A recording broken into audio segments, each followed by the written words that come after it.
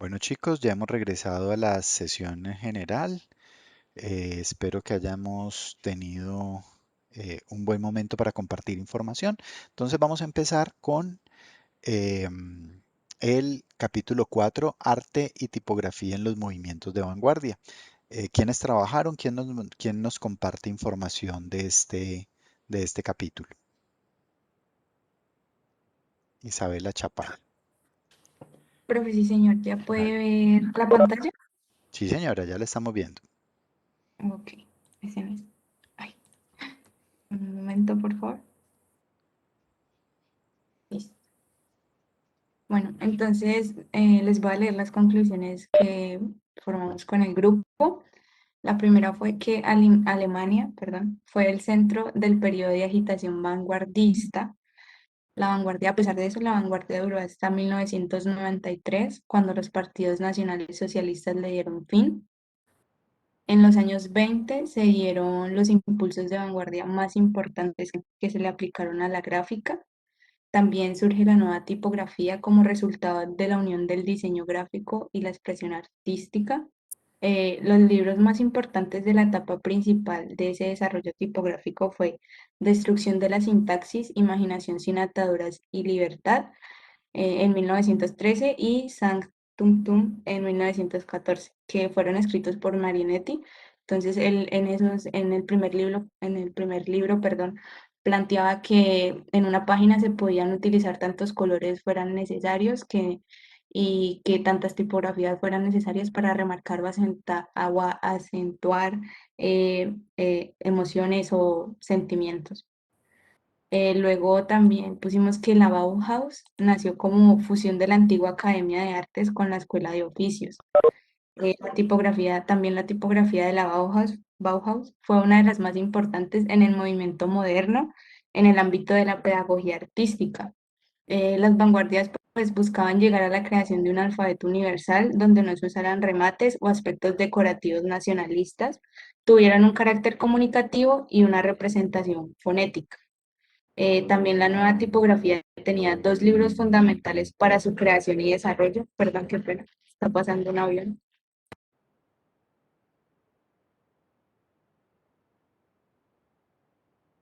Listo, continúo. Entonces, la tipografía tenía estos dos libros fundamentales para su creación. Uno escrito por Liszt, que fue la representación de la etapa principal, y luego otro escrito en 1925 por Jan, que aterriza más las ideas visionarias en normas, se podría decir.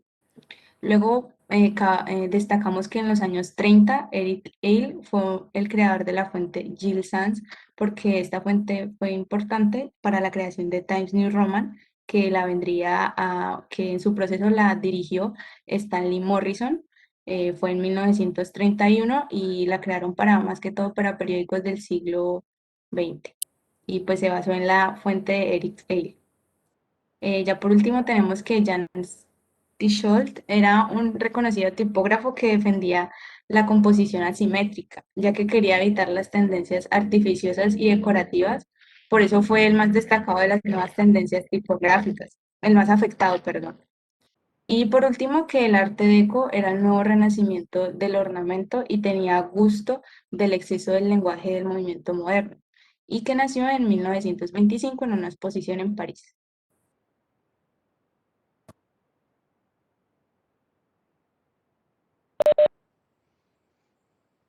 Muy bien, Isabela, ya con eso concluyen, ¿cierto? Sí, señor, correcto.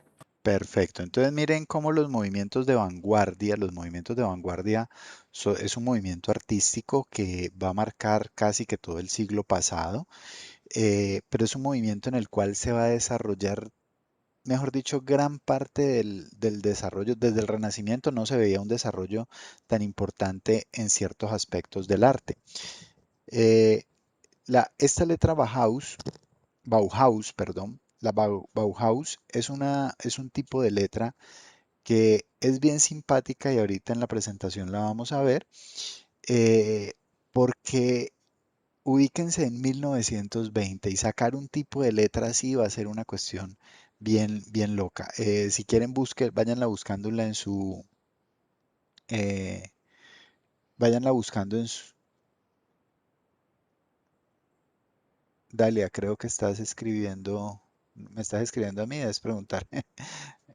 Bueno, eh, búsquenla si quieren en su Word, en su PowerPoint y verán el tipo de letra como es de, bueno, simplemente es un tipo de letra, pero es un tipo de letra que va a marcar un cambio bien importante. Y cuando la vean van a decir, uy, pero esta letra es como antigua.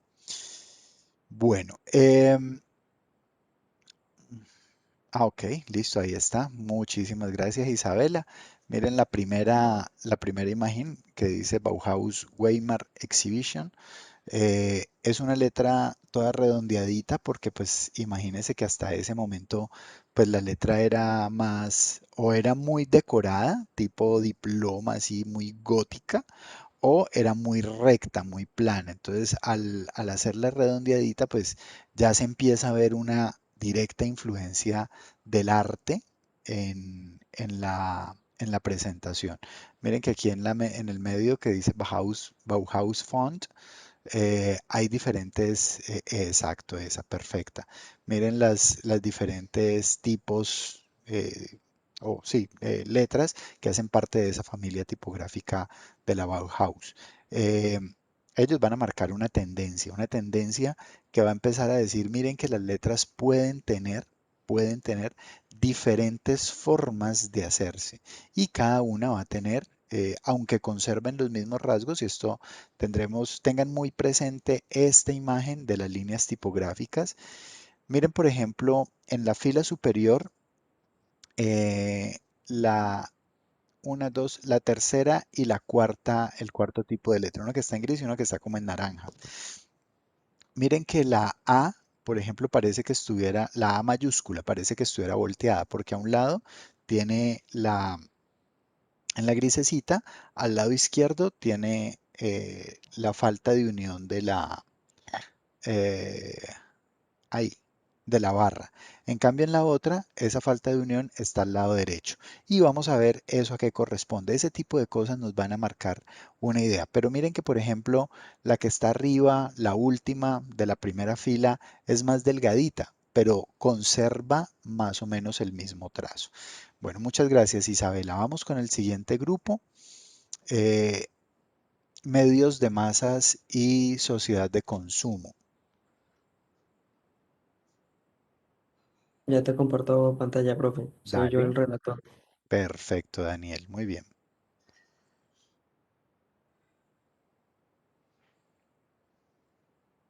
Ay, sí.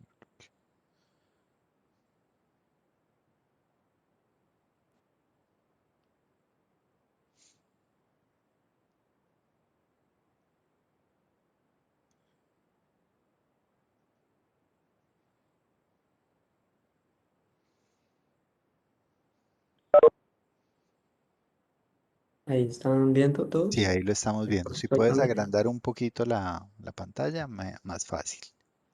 Ah, qué pena, profe. Ya, ya. Voy. No, dale, tranquilo.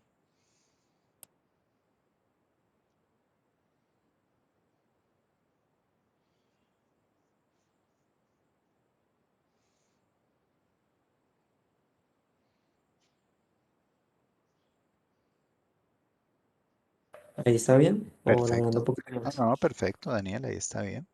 Ahí está, profe. Bueno, entonces nosotros sacamos estas conclusiones. La primera fue que lo más importante sería que la tecnología cada vez se fue popularizando más, haciendo que cambiara totalmente la manera de cómo ellos venían trabajando. La segunda fue como el enorme avance de la comunicación y las artes gráficas proporcionó la creación de nuevas publicaciones de todo tipo que debían satisfacer las apetencias de un mercado creciente de revistas ilustradas. La tercera, la principal novedad fue el énfasis en el diseño reticular y el papel relevante de la diagramación como instrumento imprescindible de toda organización tipográfica.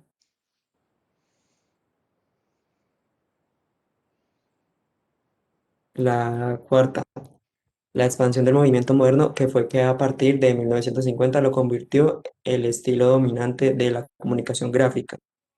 La quinta, en Estados Unidos y Suiza fue el nuevo lugar de los exiliados que iniciaron el movimiento moderno de los años 30 donde ejercían una notable influencia sobre nuevos diseñadores y arquitectos.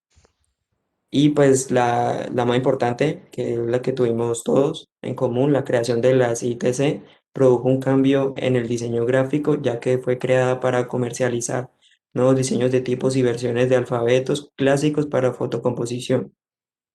Y la última, la tecnología digital se hizo tan popular que aparecieron los primeros sistemas útiles de autoedición a bajo precio.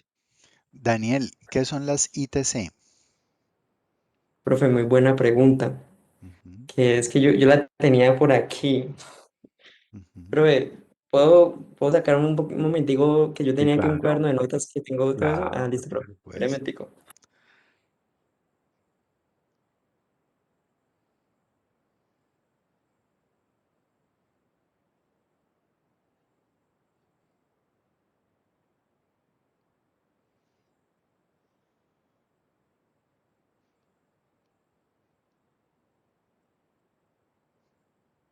Mientras Daniel va buscando su nota de qué son las ITC, hay una cosa muy importante. Bueno, miren, venimos viendo un desarrollo histórico. Ubiquémonos en el siglo XX, en 1900. Recuerden que en 1900 se dan dos guerras mundiales, ¿no? La primera a comienzos.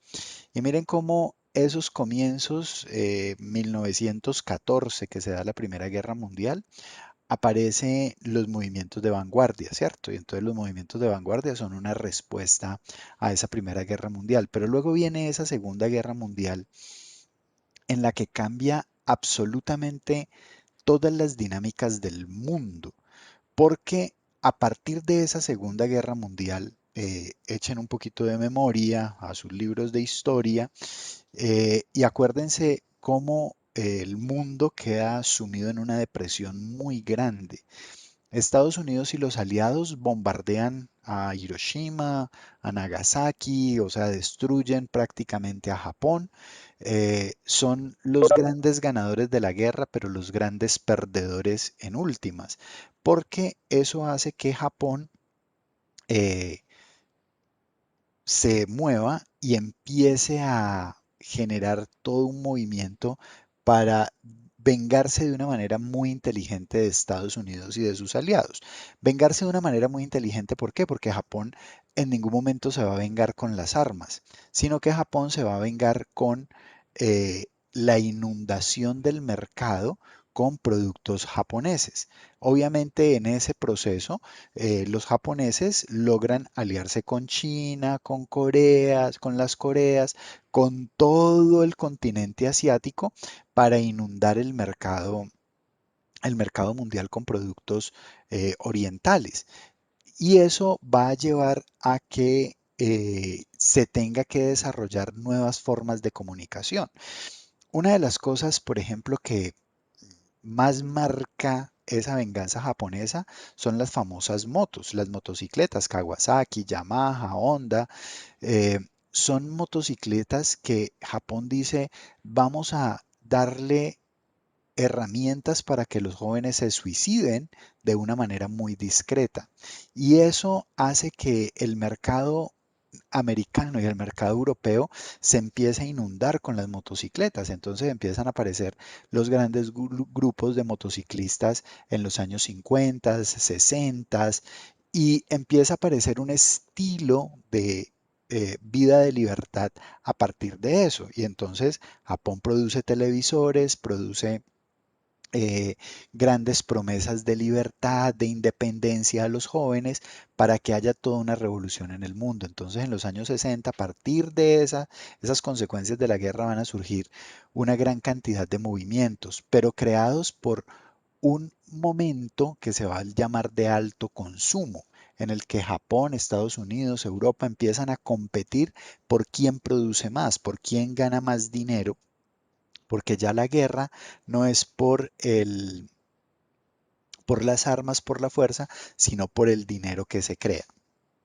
Eso va a hacer que la industria gráfica pues tenga una explosión y se empiece a desarrollar toda una gran cantidad de movimientos de publicidad, obviamente de tipografías, de formas de diagramar, de diseñar, y por eso Daniel nos decía que era muy importante entender cómo se empieza una lucha por la edición reticular, por tener retículas cada vez más modernas, cada vez más llamativas, que rompieran con los esquemas tradicionales. Daniel, ¿encontraste qué son las ITC? Sí, profe, o sea, aquí Dale, tenía una notica. dale, Pues lo que yo averigüé fue que es como una organización mundial del comercio y de las Naciones Unidas. correcto. Creo que una meta fundamental de la asistencia técnica en materia de comercio, TRTA, creo, pero Ujú, me parece, y que presta el ITC, es contribuir a la reducción de la pobreza mediante el fomento del comercio. ujú. La ITC es una agencia no gubernamental, pero avalada por la ONU, en la cual se dan estándares para muchas cosas, para muchísimas cosas. Entre ellos, para los comercios internacionales, es decir, cuando usted quiere, por ejemplo, usted fabrica zapatos y usted quiere hacer comercio internacional, quiere llevarlos a Perú, tiene que fijarse en la normatividad ITC para poder hacer ese comercio dentro de los estándares que están regidos a nivel del mundo. Entonces, en la creación, en ese proceso de estandarizar cosas, recuerden que los acuerdos de libre comercio, las grandes conciliaciones, empiezan a partir precisamente de esa Segunda Guerra Mundial. Entonces ahí es donde empiezan a aparecer muchas de esas formas de regulación, y una de esas formas de regulación es el tema del diseño gráfico, a generar unos lineamientos para que ese diseño gráfico pues vaya a ser aceptado y esté bien visto. Ese es el impacto de las ITC en el diseño gráfico. Bueno, muy bien, Daniel, muchas gracias. Pues de ahí Gracias, profe.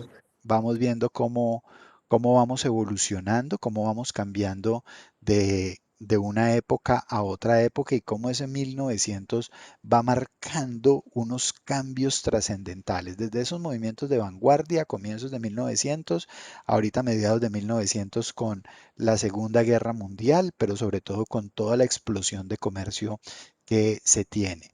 Y empieza a aparecer entonces un tema también bien importante, que es todo el desarrollo tecnológico. Y en ese desarrollo tecnológico, entonces van a aparecer los famosos medios masivos de comunicación. Y vamos a ver en esos medios de masa y sociedad de consumo que nos acaba de explicar Daniel, cómo los fundamentos de tipografía empiezan a aparecer. Entonces, del grupo 6, ¿quién hizo la relatoría? Hola, Valentina. Hola. Bien, el tema era muy extenso, pero la mayoría eran como grupos y subgrupos. Bueno, lo Ajá. que primero destacamos serían pues las normas de legibilidad para el texto que facilitan la visualización. Y entre dos grupos que había, pues en total eran 10, además de la proporción y espaciado de los caracteres, que esto pues es lo que facilita la lectura y que uno pueda leer más cómodo. Luego el carácter tipográfico, que es cada uno de los signos empleados en la representación de formas con diversos modelos de letras. Luego también destacamos los elementos esenciales de las letras, como sería la asta, el terminar, la caja. Y luego esto, pues un compañero que no estoy muy de acuerdo con ponerlo, porque, o sea, es relevante, pero como que a la vez no mucho, que son las clasificaciones de las familias, que se dividirían en 4 familias, empezando con Francis Thibodeau en 1942, luego Maximilian Voss en 1953, que las clasificaciones que dio Vox, entonces las amplió un poquito Rouric Malin, y la última familia, Aldo Novarese en 1958. Luego los componentes tipográficos, que son los signos que le dan más estructura al texto. Y por último, la exploración visual y la lectura, que nos indica qué es lo más llamativo para el ojo. Esta de las lecturas es un poquito larga, por así decirlo, pero digamos que lo único importante es que sacamos era que nos daban los puntos claves para saber qué era lo que más podía llamar la atención en un texto. Y ya.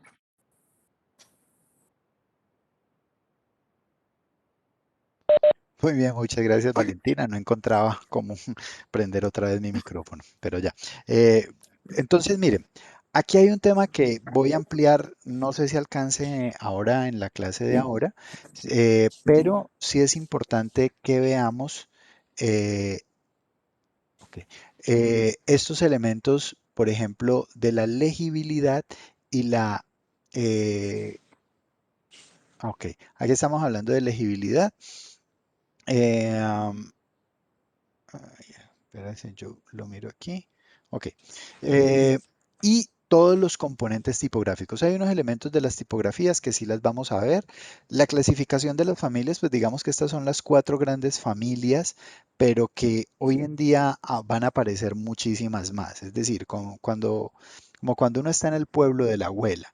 En el pueblo de la abuela siempre son las cuatro grandes familias, pero esas cuatro grandes familias funcionaron hasta 1900. Ya en el 2000 eso hay tantas mezclas que ya no, ya se van diluyendo. Exactamente lo mismo va a pasar con las familias tipográficas.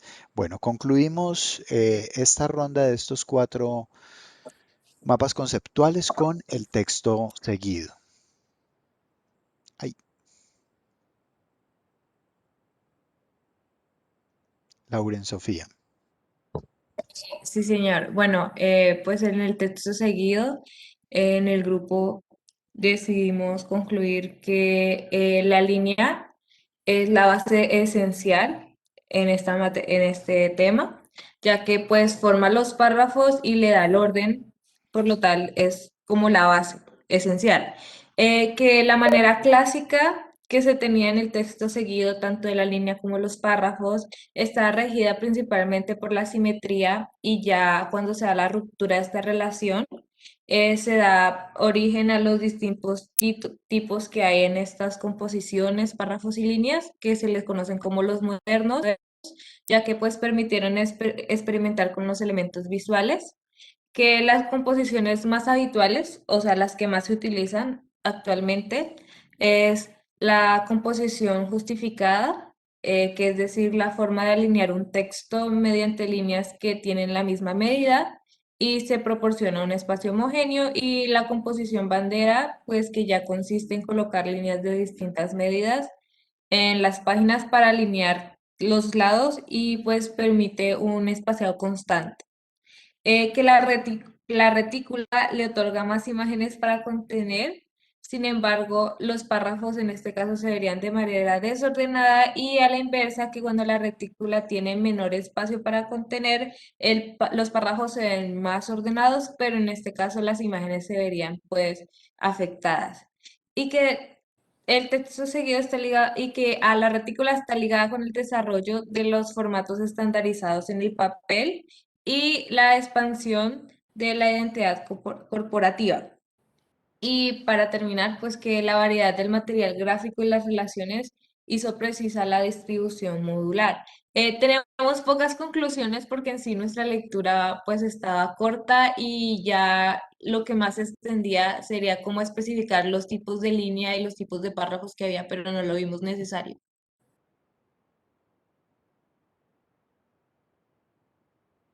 Ok, Lauren, no vayas a quitar por favor esta presentación, estas conclusiones. Bueno, esa parte que ustedes dicen que no consideran necesario, sí es importante que la tengan en cuenta, porque eso hace parte de la composición tipográfica, la extensión de línea. Igual eso lo vamos a ver la próxima semana, ya en el cierre de los mapas mentales lo vamos a profundizar un poco más. Eh, este texto que tú nos estás presentando aquí está, ¿cómo es la alineación? De acuerdo a lo que nos presentaste, Lauren. Profe, eh, ¿Te acuerdas que hablabas de las composiciones? Creo que ¿qué es el tipo? tercer puntico. Las composiciones más habituales son las siguientes: la composición justificada y la de bandera. Supongo que es composición tipo bandera, ya que Correcto. como vemos Ajá, eh, no están alineados de manera uniforme, o sea, hay distintos de líneas, no terminan todos en la misma parte, entonces pues sí se alcanza a ver un poco exacto. ¿Dónde se coloca la composición justificada, Lauren? Ahí en el Word. La justificada sería esa de acá. Correcto. Exactamente. Entonces, tengan en cuenta porque en determinados casos la composición en bandera puede ser más eficiente o la composición justificada. Por ejemplo, en el ejercicio práctico que estamos haciendo de del periódico, noten que la mayoría de los periódicos tienen composición justificada, porque los párrafos, perdón, las columnas a ser muy cortas, pues hacer una composición en bandera podría resultar molesto a la vista, demasiado espacio en blanco desordenado. Ahora, hay párrafos que si tú los colocas justificado, puedes generar el riesgo que te quede como el sistema tiene que llenar automáticamente toda la línea. Puede que hayan palabras que sean muy largas, entonces nos queden letras o palabras muy separadas y se nos generen espacios en blanco eh, mucho más grandes de lo que esperamos. Entonces, uno tiene que tener allí como una justa medida. ¿Qué utilizo? ¿Utilizo justificada o utilizo alineada hacia un lado? Alinear hacia un lado, pues implica una justificación en bandera. O la justificación centrada, que es lo que generalmente uno utiliza para algunos títulos. Entonces, este tipo de cosas nos van a ir dando también una proporción de lo que es la importancia de la imagen frente a esos procesos de comunicación. Lauren, muchísimas gracias, muy buen resumen. Y voy a compartir mi pantalla para hablarles entonces de para profundizar en algunos elementos que me interesa que profundicemos hoy. Ay, ¿qué se hizo? ¿Dónde estás, corazón? Denme un segundillo. Chun, chun, chun. Listo, aquí estás. Bueno. Bueno, voy a retomar un poco lo que veníamos hablando la clase pasada para darle continuidad, para retomar un poco lo que veníamos hablando. Entonces, la clase pasada de alguna manera hablamos como del desarrollo histórico de la escritura y hablábamos que un segundo momento muy importante para el desarrollo de la escritura fue la invención, o más que la invención, porque la imprenta ya se la habían inventado los chinos, pero fue como la masificación del uso de la imprenta a partir de lo que propone Johannes Gutenberg. Y él lo que hace es simplemente, perdón, simplemente hacer esto. ¿Qué es la imprenta? Hablábamos de los tipos móviles. Entonces miren que hay como una caja, ¿cierto? Donde se van poniendo letrica por letrica. Esa caja se pone sobre una máquina que la va a entintar y aquí van los rodillos de papel. Entonces cada vez que pasa el papel, esto va a imprimir sobre el papel esas letras. Y eso permitió que Johannes Gutenberg, miren, este era como un diseño de la imprenta, o sea, ellos ponían aquí todas las letricas iban pasando e iban generando ese papel impreso. Y él va a generar, lo primero que genera es la Biblia de 42 líneas, porque la Biblia, recuerden, en ese momento era el principal libro, bueno, y para los que somos muy creyentes o creemos que es el principal libro, pero en ese momento histórico, pues tampoco era que hubiera demasiados libros como los que existen hoy en día. Entonces, ese libro fue como la primera misión de Johannes Gutenberg. Em, luego de que, luego de que Gutenberg creara los tipos móviles, ¿por qué son tipos móviles? Porque recuerden que son tipos de letra que se pueden mover de un lado a otro. Eh, pues se va a crear toda una tendencia que es a lo que hoy en día llamamos la tipografía, que es simplemente la forma como utilizamos los tipos para la impresión. La tipografía, y como lo vimos ahora en el siglo pasado, pues va a dar nacimiento a lo que se llaman las familias tipográficas. Entonces les decía, pónganle mucha atención cuando estamos viendo la Bauhaus, a cómo están que miren que hay diferentes Bauhaus, pero de alguna manera conservan unos rasgos que hacen que uno las identifiquen. Aquí en esta diapositiva vemos Futura. Entonces, Futura Light, Futura Book, Futura Regular, Futura Heavy, y cada una que tiene rasgos muy similares tiene algunas diferencias. En tu familia, todos tendrán algo de parecido, la misma nariz aguileña, el mismo color de ojos, el mismo mentón pronunciado, pero todos son diferentes. Se pueden sacar algunos rasgos que los hacen similares, rasgos comunes, pero que son diferentes. Por eso cuando hablamos de familias tipográficas, hablamos de esos signos que comparten rasgos pero que son diferentes entre sí. Se parecen, pero también tienen rasgos propios. ¿Cuáles son esos rasgos propios o a qué van a estar asociados esos rasgos propios? A cada uno de los componentes del carácter. Y en una de las exposiciones, precisamente cuando nos hablaban de las familias tipográficas, nos hablaban de algunos conceptos como las astas, las barras, el ojo, que son elementos que van a conformar el diseño de las familias tipográficas. No es necesario aprendérselas todas, no es necesario tenerlas muy claras, pero sí hay unas 4 o 5 que es importante que nos aprendamos. Las astas generalmente son estas, que son las que suben o las que bajan, son estas líneas, como en la A, por ejemplo, esta diagonal, o en la F, esta que está acá, o en la B, esta que está acá. El asta es ese palo, por decirlo de alguna manera, que nos da el tamaño de la letra. El remate, se los decía y se los explicaba la semana pasada, que es la famosa serifa. Entonces hay letras con remate o letras sin remate. O también se les llama serifa o sin serifa. Las que son sin serifa también se llaman a palo seco. Básicamente el remate es este piecito que tienen las letras.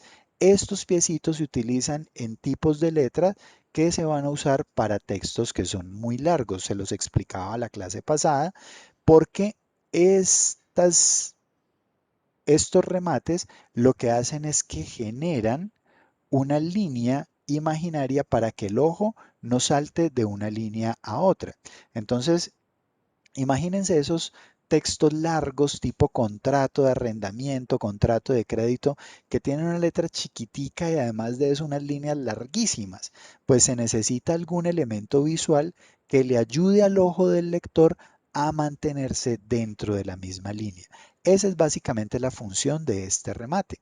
Por lo tanto, esas letras serifadas van a dar esa idea de texto largo, texto continuo. Pero además, como son unas paticas, como que está bien asentado, también da la idea de ser un texto serio. Entonces, las letras con remate o serifadas, van a estar más orientadas hacia los textos que son muy formales o muy serios. Vuelvo y repito lo que siempre les he dicho. En términos del diseño, no está la última palabra escrita. Esto que yo les estoy diciendo es la tendencia, es lo que normalmente nos enseña la teoría, pero eso no quiere decir que no podamos hacer textos largos, formales, serios, con letra a palo seco. De hecho, hoy en día, por ejemplo, la letra Calibri o la letra Arial se utiliza institucionalmente muchísimo para las comunicaciones oficiales y son textos, son letras sin remate. Entonces, no es que sean una camisa de fuerza, simplemente por lógica o por tendencia general, eso es lo que se espera de este tipo de letras. Entonces, tenemos el asta, tenemos el remate, tenemos la barra. Las barras son muy importantes porque las barras son estos elementos que van a estar acá, por ejemplo, en la letra A, que van a unir una asta con otra asta. El ojo o el blanco interior, que son estos espacios o el anillo, miren que aquí lo llama blanco interno, anillo, blanco interno, Por acá, no sé, por en alguna parte decía el ojo, va a hablar de esos elementos o esos círculos que están dentro de las letras que son redondeadas, como la G, la B, la O, la Q, y así. Entonces, uno puede encontrar muchísimas partes de un texto. Pero con estos tres es más que suficiente, astas, barras y remates. Ahora, 5 elementos para definir o identificar una familia tipográfica. 5 elementos. Es decir, cuando usted va a identificar a un europeo, por ejemplo, usted dice, ¿cómo es el prototipo del europeo? Alto, mono, de ojos claros, huele feo. Entonces, ahí tiene 4 elementos para identificar a un europeo. Identificar un peruano, bajito, pelo indio, ojos oscuros. Entonces miren que siempre son como los mismos 5, 4 elementos que nos ayudan a identificar a diferentes personas o a diferentes, sí, de diferentes regiones. Entonces lo mismo va a suceder con las familias tipográficas. Vamos a ver cuáles son esos 5 elementos que nos permiten identificar una familia tipográfica. Y ojo que esta es típica pregunta de parcial. Primer elemento, la presencia o ausencia de serif o remate. Recuerden que el serif o remate son estos piecitos que están acá. Perdón, me adelanto, ya regreso. Las letras serifadas, las letras sin serifa. Entonces, primer elemento, identifiquémoslo. Si hay o no hay serifa o remate. Entonces lo primero que uno hace es identificar. ¿Es una letra serifada o sin serifa? Letra serifada o palo seco. La segunda es la forma del serif. Entonces noten que, por ejemplo, esta forma del serif, ¿cómo está dada? Miren algunas formas de serifa. Por ejemplo, esta es una forma alargada. Habrán formas que sean más cortas. Habrán serifas que vayan solamente hacia un lado, no hacia los dos lados. Entonces, dependiendo de cómo sea, esa forma del serif también nos puede decir a qué familia tipográfica existe. La tercera es la relación curva o recta entre bastones y serif. Recuerden que los bastones o las astas son estos elementos. ¿Cómo es esa relación? ¿Es curva, como en este caso, o es recta, que baja y es de manera recta la serifa? Esa relación curva o recta entre bastones y serif. Y miren que de alguna manera la 1, 2 y 3 van a estar muy relacionadas con las letras serifadas. Y la 1, la 4 y la 5 van a estar relacionadas con las letras sin serifa. Es decir, a partir de la primera, la 2 y la 3 tendrán que ver con las serifadas. Y la 4 y la 5 tendrán que ver con las letras, bueno, también con las letras serifadas, pero además con las letras que son a palo seco, que son la uniformidad o variabilidad de grosor del trazo. Grosor del trazo, miren esta letra. Por ejemplo, aquí el trazo es grueso a la derecha y delgado a la izquierda. Pero miren, por ejemplo, el texto que dice acá arriba tipografía. Miren que todo el grosor es exactamente, bueno, es muy parecido, pero miren que la A, en el caso de las diagonales, tiene un grosor varía el grosor del trazo. Sin embargo, en el título Conceptos importantes, miren que el grosor se mantiene de la misma manera. Y la dirección de engrosamiento. Entonces, ¿hacia dónde se engrosa el, eh, el tipo de letra? Miren, por ejemplo, en esta A. Miren que el engrosamiento siempre está hacia la izquierda y se adelgaza un poco hacia la derecha. Entonces, estas van a ser las 5 o los 5 elementos fundamentales para reconocer una familia tipográfica. Presencia o ausencia del serif, la forma del serif, la relación entre el asta y el serif, si es curva o es recta, la uniformidad o variabilidad del grosor del trazo y la dirección del eje de engrosamiento. Bueno, esto ya creo que se los he dicho bastantes veces. La tipografía con serif pueden incluir adornos en sus extremos. Esto también se considera un serif, estos adornos así alargados, eh, y se denominan serif o serifa. Las tipografías sans serif o sin serifa o de palo seco es la tipografía que no contiene estos adornos, que es por ejemplo la que estamos leyendo en este texto, y se utilizan en muchos tipos de publicaciones escritas. Ah, bueno, por acá tenía que lo habían nombrado, el Bauhaus y el Times New Roman. Noten que el Times New Roman es una letra serifada y el Bauhaus es una letra sin serifa, pero de una forma muy demasiado gruesa. El Times New Roman es más delgada y si pusiéramos aquí una letra, eh, por ejemplo, una Calibri que hoy en día es muy utilizada, vamos a cambiarla acá, que es muy utilizada, es más delgada y es sin serifa. Entonces, depende también de lo que queramos, pues podemos utilizar la serifa o sin serifa. Bueno, chicos. Ah, ya dejé de compartir. No, aquí está. Listo. Bueno, preguntas, dudas, comentarios.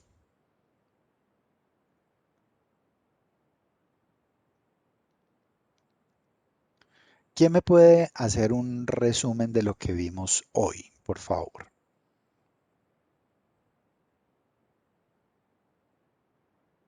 ¿Qué aprendieron? ¿Qué se les quedó hoy?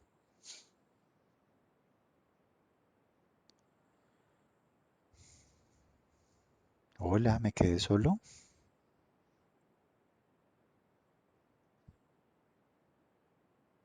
Isabela, las familias tipográficas. Isabela, ¿qué aprendiste de las familias tipográficas? ¿Alguna cosita que hayas aprendido de esas familias tipográficas? Pues, profe, que se parecen, pero tienen unos rasgos propios, pues, que las caracterizan. ¿Cuáles serían esos 5 elementos que nos permitiría diferenciar las familias tipográficas, Isabela? Pues, profe, la primera es si tiene remate o no. Ajá, muy La bien. segunda es la forma que tiene el remate o el serif. Ujú, La tercera es la relación de la curva o recta entre los bastones del serif. Y sí, que la cuarta y la quinta, pues usted acaba de decir que eran más que todo dirigidas a letras de palo seco, pues donde se veían más que todo la variabilidad del grosor del trazo ujú, o la dirección del eje de engrosamiento. correcto, muy bien. Muchas gracias, Isabela. ¿Quién más? ¿Quién más se acuerda de algo más que hayamos visto hoy?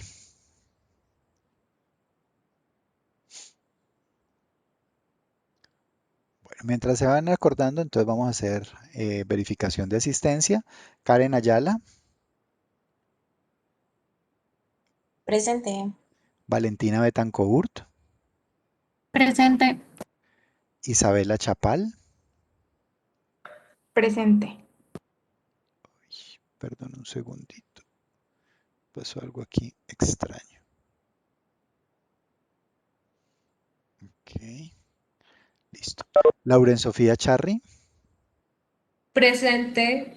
María Camila Cuenca, Presente. Nicole Espinosa, Presente. Ava Fernández, Presente. Alejandra Giraldo, Presente, profe. Daniel Granados, Presente, profe. ok, José Daniel Grueso, Presente, profe. Nicole Hernández ya me escribió por el chat que tiene problemas con su micrófono, pero listo. Dalia Hurtado, Presente, profe. Ok. Juan Fernando Luna,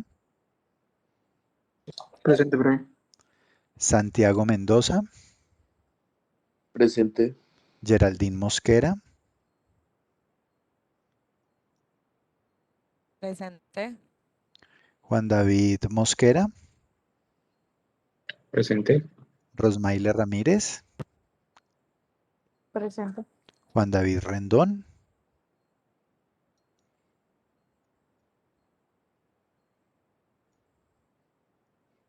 Juan David no está, Rendón, ok. Luis Alejandro Rivera, Presente, profe. Santiago Rodríguez, Presente, profe. Alexandra Rodríguez, Presente, profe. Farid Teram, Presente. Daniel Uribe. Presente, profe. Bueno, muy bien, chicos. Entonces, para dentro de 8 días, los 4 últimos mapas mentales. Y para el jueves vamos a continuar con el periódico, entonces ténganlo a mano por si necesitamos tomar algunas otras medidas. Vamos a ver sobre todo formas de texto y vamos a ir trabajando con modificar textos, porque ya con estos conceptos de familias tipográficas, la idea es que creemos una familia tipográfica nosotros. Nos vemos el próximo jueves. Que tengan una feliz semana, chicos. Un abrazo. Chao, Profe, chao. Señor. una pregunta. Es que yo el 8 de abril no asistí a la clase, entonces cuando me iba a desplazar y ver la clase, que no estaba subida.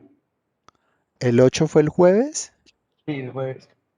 Mira que el jueves, como yo doy la clase desde la universidad, yo la pongo a grabar en la nube y no sé por qué a mí no me la deja recuperar. Yo no sé si ustedes tienen la opción de buscarla. Ese es el problema mío de los jueves. Este jueves pregunto con los chicos de sistemas porque como me toca grabarla en la nube porque allá no tengo computador, no sé dónde estén quedando esas grabaciones. Se supone que ya teníamos cómo entrar y yo entro y trato de recuperarla y no me permite recuperarla. Pero este jueves pues averiguo a ver cómo se hace. Ah, listo. Gracias. Bueno, chicos, que tengan un feliz resto de día. Chao, chao. Hasta luego, profe. Chao, profe, gracias. Profe. Profe.